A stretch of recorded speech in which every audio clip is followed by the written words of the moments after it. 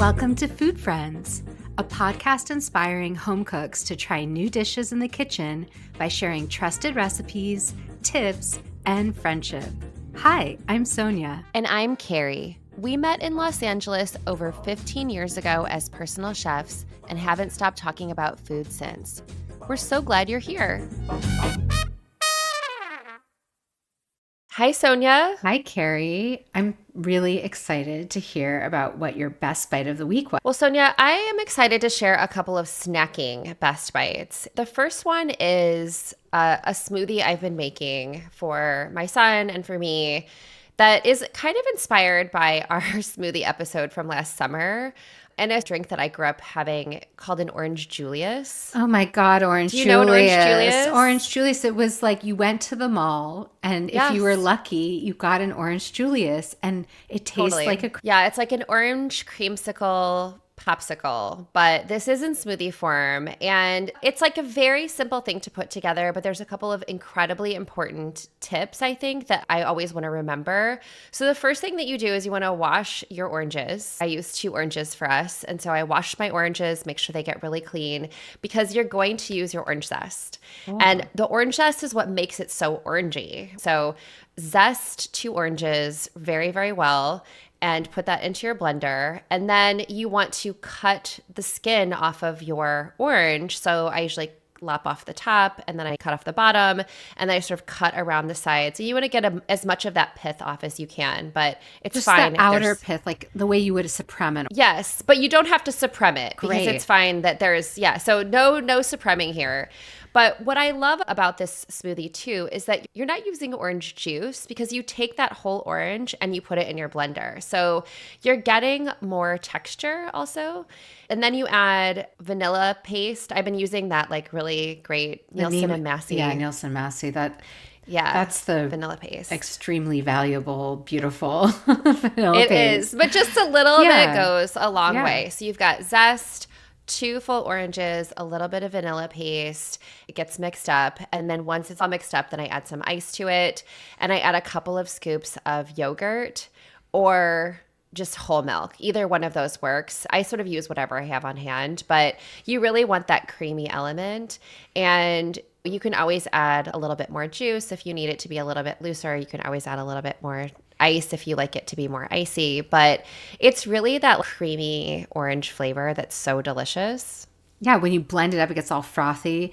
It also really reminds me of how good vanilla and orange are together. I used to run a deli. When I had it, we would often do like kind of seasonal spritzes, like different kinds of beverages. Sometimes it would be fermented. Sometimes it would just be like a syrup. And in the winter and early spring, we did this blood orange creamsicle kind of spritz. So what we did is we juiced a bunch of blood oranges and we added really good vanilla to those juiced oranges and sugar. And we cooked it down a little till it became a little syrupy.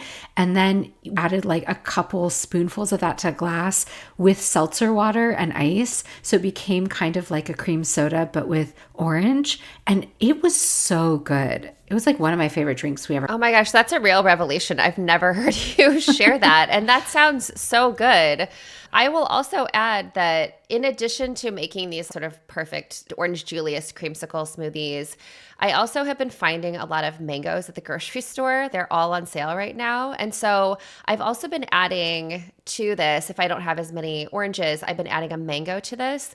And one of the other things I love to add to a smoothie is fresh mint. Oh, yeah. I had bought some fresh mint for, a couple of other recipes, and my son loves fresh mint in his smoothie. So he calls it like a mango sunrise. He loves to come up with these great names. But also I've run out of oranges and I've been using the lemons from my tree, and that adds a really nice flavor too. So I think sort of playing with those flavors, adding something fresh like mint, adding that vanilla bean paste really like adds a lot of vanilla and orange, man. It really, it's really great.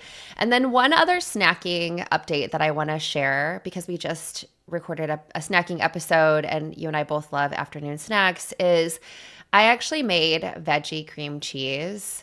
and I kind of can't stop eating it. So good. It's so good.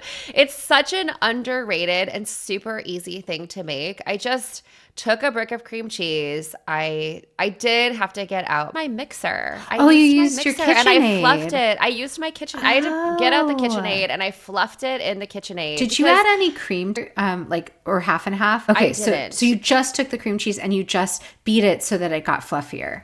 And I had to scrape it down a few times. It took maybe 3 or 4 minutes. It takes some time to get that really whipped texture that I was looking for. But I also have a strong take about veggie cream cheese, as you imagine, is I don't like to make it in my food processor. I like to hand chop it. And so I used part of a red bell pepper. I used a stalk of celery. I used 1 carrot and I used 1 scallion. And what I did for the carrot was I grated the carrot first and then I chopped it up, and then I finally chopped the rest of the ingredients, and I just mixed them in. It's really so great. I've been stuffing celery sticks with it. I've been putting it on our bagels in the morning, and I also just really love it with a chip. Yes, you and I share a love of veggie cream cheese, and it's so fun because it's confetti, like with all those colors. I would use exactly the same vegetables as you either. So I love you're just chopping it super, super, super fine by hand, and you're whipping that. You're taking the time to whip the cream cheese, and then you fold those all in. It makes so much sense to me, and yeah, it's an incredible spread, dip, filling. I feel like there's so many uses, and it's just I forgot there's one other thing that I heated up a flour tortilla. I made a pinwheel with it too. And I added that to Max Lunch, and then I made one for myself too. So I love a pinwheel, and all those colors are so pretty. Honestly, if you don't want to spend the time to whip your cream cheese, I had a brick of cream cheese, so that's why I used it. But you could also buy already whipped cream cheese and just fold your vegetables in. It's so simple and so delicious, but it's easy to forget about how great veggie cream cheese is. Veggie cream cheese in a pinwheel tortilla cut up into those little rounds with an Orange Julius on the side. Sounds like the dreamiest snack time. Totally. Sonia, I'd really love to know, what was your best bite of this week? Okay, so one night this week, I had some ground chicken in my fridge, and I wasn't sure what I wanted to do with it. Most of the time when I have ground chicken, I make either like meatballs or what we call in Russian kotlety, which are like little tiny burgers basically. And I wasn't in the mood for either of that. So I got on the New York Times cooking app, which one thing I really do love and value about that app, besides the fact that the recipes tend to be very consistently good and they tend to work, and you could really search by ingredients. My favorite thing. Yes, and search by ingredient. I have ground chicken. What do I do with it? So it's my favorite. And I feel like I learn like search by ingredient in the New York Times cooking app from you. So I ground chicken into the app, and one of the things that came up was this recipe called Keema Shimla Mirch. I apologize if I'm pronouncing it, which is parentheses, ground chicken with bell peppers. It's by Zainab, and it's a Pakistani dish. And it's essentially what it sounds like, ground chicken with bell peppers. So really simple. And I saw that this could take 30 minutes to make. So I was in. So I put on a pot of rice, and then I'm like, while the rice is cooking, I'll make this topping for the rice. And what you do is, like in any kind of saucepan, or if you have a wok, that's great.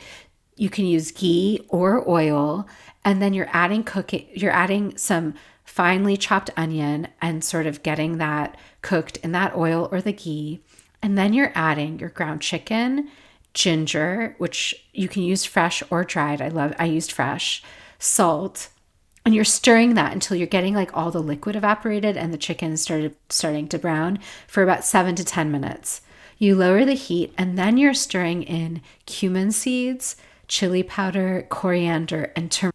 And then you add freshly chopped tomatoes, 2 tomatoes, and to break down, and you're cooking them for another 5 minutes. That's an unexpected ingredient for me, a fresh tomato. I feel like if you didn't have fresh, you could use a little bit of canned chopped tomatoes. The tomatoes cook down, so they're really there for that like hint of sweetness and acidity that makes it saucy and savory and delicious. And then after that's kind of thickened and the spices are really aromatic, your chicken's now cooked, your onions are cooked, then you add bell pepper. And it's also suggested to add these like Thai green chilies. I didn't have any Thai green chilies. I did happen to have these bell peppers. This all started because I had ground chicken, I had bell peppers. And once I saw this recipe, I was like, oh, I have those two things. Like I can make the two main this. ingredients. Yeah. I didn't have the Thai green chili, so I didn't worry about that. I just used some extra chili flake, and I think I had some Aleppo pepper in my pantry. And then you're just cooking that until the pepper softens for another 5 to 7 minutes, and that's it. At the very end, you sprinkle on some garam masala, which if you didn't have, I feel like you could skip if you didn't. Like, this could be as simple as you want. Lemon juice or lime juice, some fresh cilantro if you have it, and served on top of her full. It was so simple and flavorful. It was a departure from how we normally eat ground chicken. And it was just like a fun discovery on a week. Yeah, it also sounds really healthy. I love a protein dish that has a vegetable in it. I think bell peppers are an interesting vegetable. It has a great texture to it, especially I love that you're adding this at the very end. So I imagine it was still kind of like crisp tender as opposed to like cooked down where it kind of disappears. And I think I'm so curious about the freshness of that tomato too, because I think that's also a really interesting addition. I love a tomato added to almost anything. Yeah. And the recipe calls for green bell pepper. I actually had a yellow bell pepper.